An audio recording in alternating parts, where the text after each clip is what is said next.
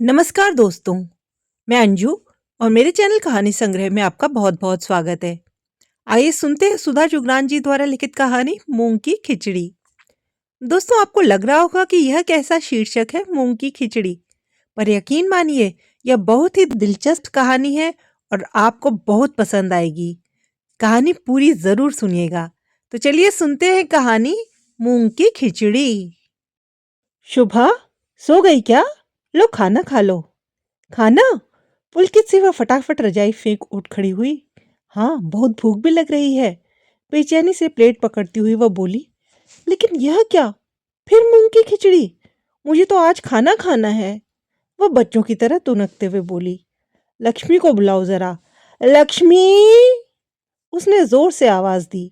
लक्ष्मी दौड़ती हुई आ गई। जी भाभी जी, तूने फिर मेरे लिए मूंग की खिचड़ी बनाई? भैया ने कहा। उसके गुस्से को नजरअंदाज करती लक्ष्मी विनय की तरफ देख कुटिलता से मुस्कुराई। क्यों? आज तो 6 दिन हो गए, मेरी तबीयत तो अब बिल्कुल ठीक है। अभी तक तुम्हें कमजोरी की वजह से चक्कर आ रहे हैं। कुछ दिन खिचड़ी खानी पड़ेगी। उसके तुनकने का विनय पर लेश मात्र भी प्रभाव नहीं पड़ा। वे गंभीर मुख मुद्रा में थे।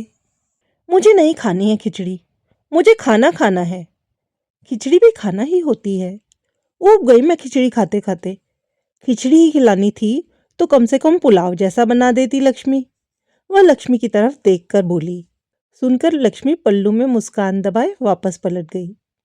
और चाहिए होगा तो आवाज दे देना, कहते हुए विनय भी कमरे से बाहर निकल गए। और चाहिए? My foot! इसी को देखकर उल्टी आ रही है, वह गुस्से में बड़बड़ाई। तभी फोन की घंटी बज उठी। फोन समीर का था। एक बार तो दिल किया फोन पर ही समीर का गला दबा दे। उस दिन बहला फुसलाकर बुलाया था एक चाइनीज रेस्टोरेंट में।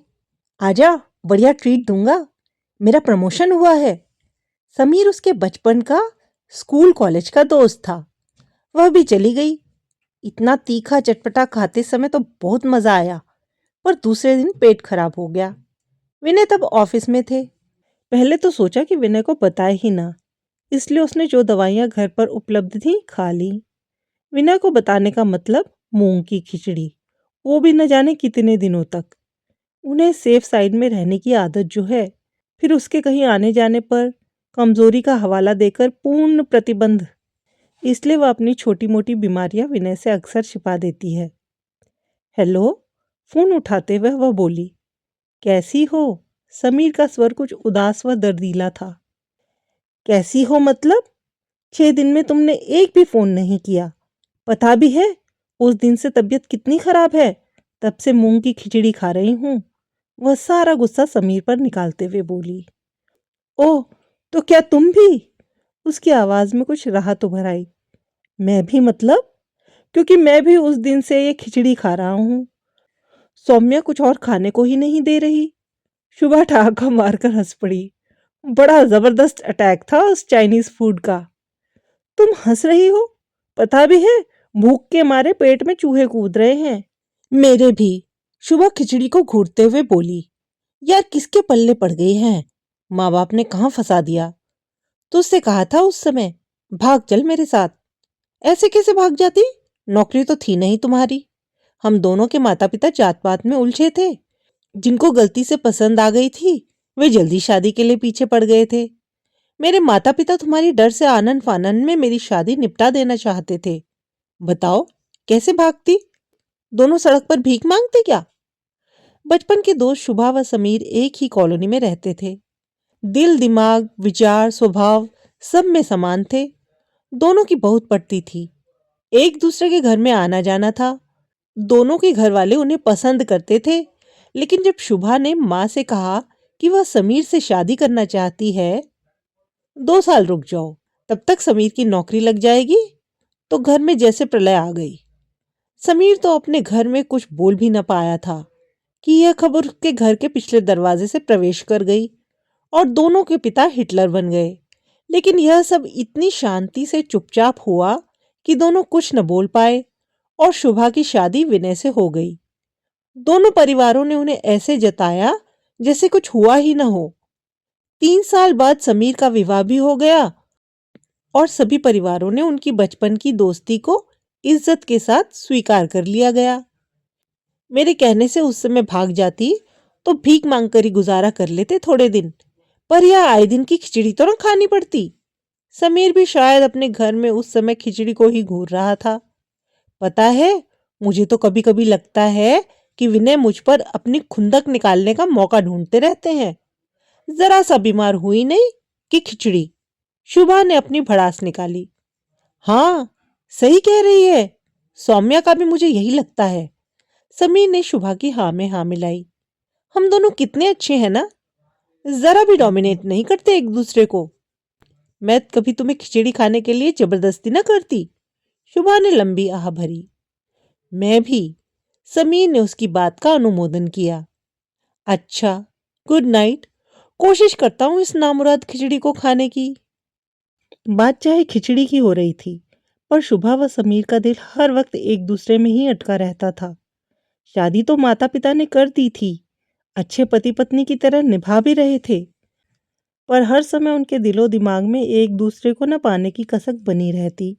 हालांकि दोनों का बचपन का दोस्ताना भरा प्यार बिल्कुल सात्विक था, दिल में कोई विकार न था, पर एक दूसरे पर भरोसा ऐसा कि कोई भी बात अपने लाइफ पार्टनर को बताने से पहले एक दूसरे को बताते थे। शुभा जितना विश्वास समीर पर करती, उतना किसी पर नहीं। यही हाल समीर का था। दिल तो दोनों का करता कि उनकी बातें कभी खत्म ही न हो, पर मजबूरी थी। खूबसूरत गुण संपन्न शुभा हर समय समीर के दिमाग में छाई रहती। वही उसकी पहली पसंद थी। वह हर वक्त सौम्या में शुभा की झलक ढूंढता रहता। शुभा की शादी को 20 साल से अधिक हो गए थे।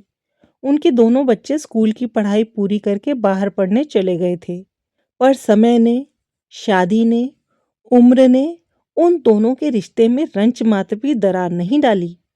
लगता था जैसे विधि ने उन्हें एक दूसरे का पूरक तो बनाया, पर जोड़ी बनाना भूल गया। प्रेम, स्नेह, ममता, विश्वास की जो मिली-जुली भावनाएं उनके दिलों में एक दूसरे के लिए उभरती, वह अपने लाइफ पार्टनर के लिए कभी न उभरती। गमगीन सी शुभा खिचड़ी खाने की कोशिश करने लगी, तभी विनय मोबाइल उठाए आ गए। लो बात करो, कार्तिक का फोन है। हेलो। खिचड़ी खाते हुए वह बेटे से बात करने के लिए जरा भी उत्सुक नहीं थी। हेलो मॉम, कैसी हैं आप? पापा कह रहे थे कि अभी भी बहुत कमजोरी है, अपना ध्यान रखिए, अभी कुछ दिन खिचड़ी ही खाइए। कार्तिक कुछ दबे स्वर में बोला। शुभा को लगा कार्तिक हंसी दबाकर बोल रहा है। तेरा गला मुझे खराब लग रहा है, कोल्ड ड्रिंक पीना बंद क्यों नहीं करता कुछ दिन? शुभा ने नेहले पर दहला मारा। मेरा गला बिल्कुल ठीक है मॉम, वह खंखराता हुआ बोला, पर आप अपना पूरा ध्यान रखिए और अभी कुछ दिन खिचड़ी ही खाइए। उफ। शुभा फोन पटकते पटकते रह गई, क्योंकि कार्तिक तब तक फोन बंद कर चुका था। कल के बच्चे भी फ्री की सलाह दे देते हैं। वह 2-4 चम्मच खिचड़ी निगलकर प्लेट किचन में रखने के लिए उठी, तभी विनय आ गए। कहाँ जा रही हो? जहन्नुम, वह मन ही मन भुनभुनाई। किचन में प्लेट रखने जा रही हूँ। अरे, पर तुमने तो कुछ खाया ही नहीं। उसे लगा विनय मुस्कुरा रहे हैं, पर वास्तव में ऐसा नहीं था। हाँ, 56 पकवान धरे थे ना प्लेट में, देखकर ही मन भर गया। वह बड़बड़ाई। तुम सो जाओ, प्लेट में रख देता हूँ। प्लेट लेकर विनय बाहर चले गए। ये विनय भी ना, पति कम पिता ज्यादा है। केयर करने पर उतरते हैं तो ऐसा उतरते हैं कि न चाहते हुए भी उसे बचपन के दिन याद आ जाते हैं, जब माँ पेट खराब होने पर खिचड़ी खिलाती थी और जुकाम होने पर काढ़ा पिलाती थी। ई ओ, काढ़े का स्वाद याद आते ही उसको उल्टी आने को हुई। शादी के पहले तक उसने दवाइयां नहीं के बराबर खाई थी। माँ घर के नुस्खे ही आजमाती थी, पर विनय तो उसे हर छोटी मोटी तकलीफ में भी डॉक्टर के पास ले जाते और दवाइयां खिला देते थे। यहाँ तक कि उसके बच्चे भी दवाइयां खा खा कर ही बड़े हुए। आजकल के बच्चों के पास तो बीमार होने का भी टाइम नहीं है, बस दवाई खाओ और काम पर जाओ। बुदबुदाते हुए वह लेट गई। सुबह उठी तो उसे अपनी तबीयत और भी सही लग रही थी। उसका दिल किया कुछ अच्छा सा नाश्ता करे, बढ़िया सा तैयार होकर अपनी किसी सहेली के घर जाए, लेकिन उसे खुद की तबीयत ठीक लगने से क्या फायदा। सोचते सोचते वह क्षुब्ध हो गई। उसकी तबीयत ठीक है या नहीं, यह भी उसे विनय ही बताएंगे। उसका मूड फिर खराब होने लगा। वैसे चाहे उसे पूछे ना, पर उसके बीमार होने पर विनय उसके आगे पीछे ऐसे घूमने लगते हैं जैसे पक्का प्रबंध कर रहे हों कि दोबारा बीमार ना पड़े। सर्दियों में घर से बाहर जाते समय उसके पहने हुए कपड़े गिनते हैं, कम लगे तो ऊपर से जैकेट पहनने का हुक्म सुना देते। सोचते सोचते उससे अचानक ताव आ गया। भन्नाती हुई बुदबुदाई, अरे यार, पति पति जैसा होना चाहिए, बिल्कुल दोस्त जैसा। कभी नोकझोंक हो तो कभी खट्टा मीठा झगड़ा, फिर रूठना मनाना, कभी बेपरवाह हंसना, कभी चाट गली में चाट खाना, फिल्म देखना, बाहर खाना। कभी आपस में लड़ाई हो तो पड़ोसी देश बन जाए, कभी मिट्टी हो तो खिचड़ी पक जाए। ओह, खिचड़ी! शुभा को फिर खिचड़ी याद आ गई। लंबी सिसकारी भरकर सोचने लगी, काश विनय आज टूर पर चले जाएं और वह अपनी सहेलियों के साथ डे आउट करे, या फिर समीर के साथ फिल्म देखे, बाहर लंच करे। कितना मजा आएगा। समीर की बीवी सौम्या भी पक्की बोर चीज है, गंभीरता से गृहस्थी चलाने वाली। जरा भी मस्ती नहीं उसमें। समीर भी जब तब यही शिकायत करता है। वह बिल्कुल विनय जैसी है। विनय को भी कोई शौक नहीं, बस ऑफिस जाना है और घर आना। विनय तो जैसे ताक में ही रहते हैं कि कब शुभा बीमार पड़े और कब उसे खिचड़ी खिलाए। बच्चों के साथ भी यही करते थे। शुभा इस बात पर रोज अफसोस करती कि क्यों न भाग गई उस समय समीर के साथ। समीर में तो कोई कमी ही नहीं है, बिल्कुल वैसा है जैसा वह चाहती है। लंबा ऊंचा समीर जैसा दिखता है, वैसा ही मस्त मौला भी है। गंभीरता भी है और मस्ती भी। नोक-झोंक पर उतरता है तो हंसा-हंसा कर पेट दुखा देता है। जब किसी बात पर समझाता है तो गुरु बन जाता है।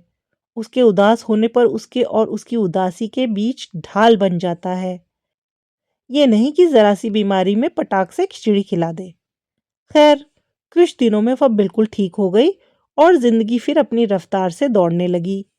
इसी बीच विनय को 15 दिनों की ट्रेनिंग के लिए मुंबई जाना पड़ा। अब आएगा मजा, शुभा ने सोचा। विनय के साथ तो जिंदगी सूखी रोटी सब्जी जैसी थी, इसलिए विनय के जाते ही उसने अपनी सभी सखी सहेलियों व समीर को भी सब कुछ बता दिया। 10-12 दिन तो उसके खूब मस्ती में बीते। पता नहीं ये मस्ती विनय के साथ क्यों नहीं हो पाती। इन दिनों हल्की सर्दी होते हुए भी स्वेटर नहीं पहना, अक्सर बाहर ही खाया। समीर के साथ भी खूब गप्पे लड़ाई। वह अपनी मस्ती में विनय की अनुपस्थिति खूब एंजॉय कर रही थी। लेकिन एक दिन उसे अपनी तबीयत कुछ गिरी हुई सी लगने लगी। गले में दर्द शुरू हुआ और बुखार ने आ घेरा। अपने प्रति वह हमेशा से लापरवाह थी। आदत पड़ गई थी इतने सालों में कि विनय अपने आप देखेंगे। एक ही रात में बुखार सीधे 103 चला गया। समीर को फोन किया। वह आया और उसे डॉक्टर को दिखा लाया। लोकल होने की वजह से माँ उसके पास रहने आ गई। लेकिन बुखार की तीव्रता में बिस्तर पर लेटे लेटे एकाएक विनय बहुत याद आने लगे। माँ उसे जबरदस्ती कुछ खाने के लिए कहती तो वह चिढ़ जाती। माँ हार कर चुप हो जाती, लेकिन विनय चुप न होते थे। अपने हाथ से चाहे 2 चम्मच ही सही, पर खिलाकर ही मानते थे। उसे तो इतनी ज्यादा केयर व पैम्पर होने की आदत पड़ गई थी कि विनय की कमी कोई पूरी नहीं कर सकता था। समीर जब तब कह देता, क्या यार, 2 दिन में ही पस्त हो गई, इतने बुखार में तो मैं ऑफिस जाता हूँ। सुनकर उसे विनय की याद और शिद्दत से आती। यूं सभी उसका ख्याल रखने की कोशिश कर रहे थे, पर उसे तो लग रहा था कि विनय नहीं है, इसलिए वह ठीक नहीं हो रही है। वह बेसब्री से विनय के आने के लिए दिन गिनने लगी थी। सोच रही थी कि विनय आए और बीमार होने पर डांट डपट करे, जबरदस्ती खिचड़ी खिलाए, उस पर 100 पाबंदियां लगाए, 4 स्वेटर पहनाए, चाहे तो कोट पहनकर सोने के लिए कहे। अब वह बिल्कुल नहीं चिढ़ेगी, सारा कहना मानेगी। सोच सोचकर उसकी आंखें विनय के प्रति दिल में उमड़ आए भावों से भरती जा रही थी। यह सच है कि समीर उसकी दिली पसंद है, पर विनय उसकी आदत है। पसंद तो समय के साथ बदल जाती है, लेकिन इतने सालों की आदत नहीं छूट सकती। हालांकि समीर के आभा मंडल की तपिश से वह जब तब पिघल जाती है, पर विनय की शीतलता के सुरक्षा घेरे की आदत हो गई है उसे। सोचते सोचते उसे नींद आ गई। बुखार की बेहोशी में वह न जाने कितनी देर तक सोती रही। तभी उसे अपने माथे पर किसी के हाथों का स्पर्श महसूस हुआ। उसने जल्दी से आंखें खोली। अरे तुम कब आए? तुमको तो परसों आना था।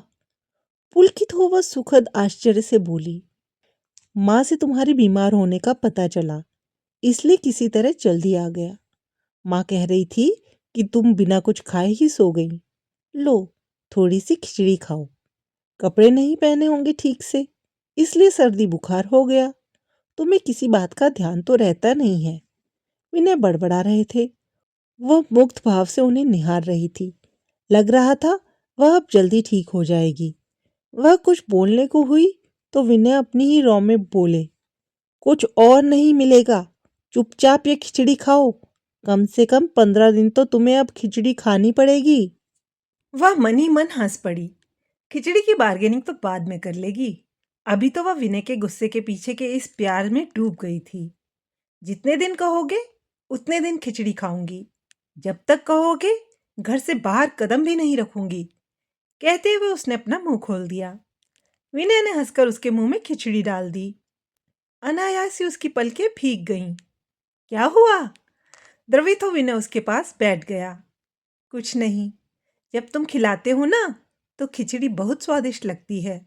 वह प्लेट एक तरफ रख विनय से लिपट गई। पहली बार एक निश्चल प्रेम की खिचड़ी उनके बीच पकने लगी थी। कहानी सुनने के लिए बहुत बहुत धन्यवाद। दोस्तों, यदि आपको मेरे द्वारा सुनाई गई कहानियाँ पसंद आती हों तो मेरे वीडियो के नीचे एक लाइक का बटन है, उसको प्रेस कीजिए और मेरे चैनल को सब्सक्राइब कीजिए। मेरा प्रोत्साहन बढ़ाइए। जल्द ही लौटूंगी एक और नई दिलचस्प कहानी के साथ। तब तक अपना ध्यान रखिए। धन्यवाद।